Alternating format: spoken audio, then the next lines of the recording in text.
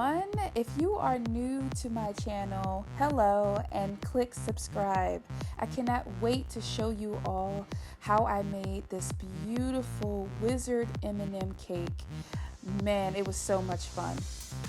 Well, instead of me telling you, let me just show you. So let's get started. Right now I am getting my bags of marshmallows all together because I'm going to make marshmallow fondant. I have laid out all the things that I'm going to need in order to create the fondant. This, ladies and gentlemen, is called mise en place.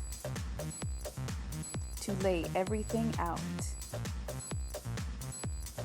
The powdered sugar will go into the mixer first, and then we'll add in the marshmallows. Now I'm going to pour in my water before I start microwaving, and I'm going to microwave my marshmallow fondant in 30-second increments until the water and marshmallows can be fully mixed together, which is a very important step because we don't want our fondant to be too moist. And mixing the ingredients together very well will prevent that. All right, we're almost there. We got to add a little bit more powdered sugar though. We got to get a thicker consistency. All right, so now I've added a little bit of canola oil to my fingers so that way I can get the dough or the fondant off the hook and out of the bowl.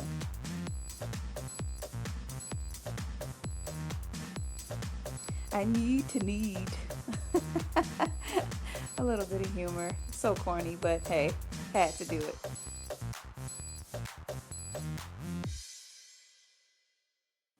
All right, so I have my icing already prepped and ready to go. And now we're just gonna ice these cakes on up. I'm starting with the crumb coat, of course. Get it, nice and smooth. Just a thin layer all the way around.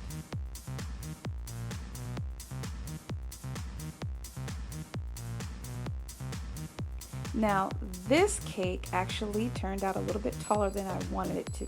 So I had to level it out, and now I have to shape it like the other cake in order for it to be on the same level and for it to fit together.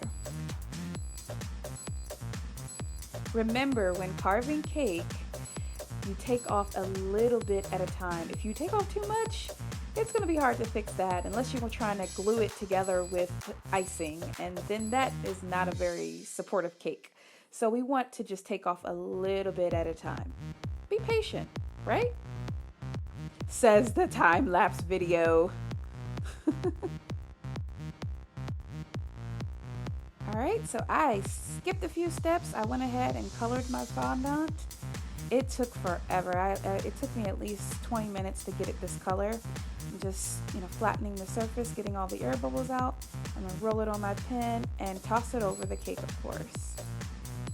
And then I'm gonna go ahead and attach the cake to the other cake. Now I'm making the M&M. Say that like 3 times and let me know how that works out.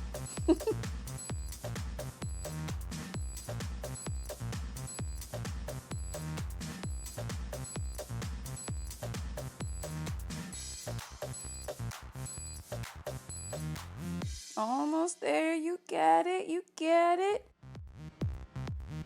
Well, now it's time to start on the little bitty, itty bitty glove hands.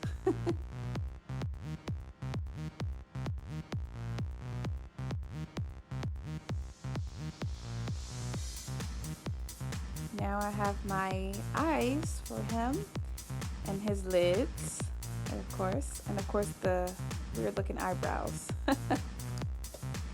I'm gonna basically color the eyes in, and then I'll put the lids on top of the eye, and of course cut around the eye to give it a more natural look and shape.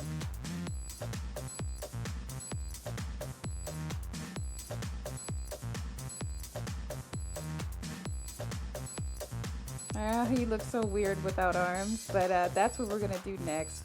I put him in the fridge for a few minutes and then started adding the details, like adding all his arms, his hands, the M&Ms that he's hogging for Halloween, and of course his wizard hat and wizard wand. All right, that is all, ladies and gentlemen. I thank you so much for tuning in to watch the episode of this Wizard M&M cake. It was loads of fun.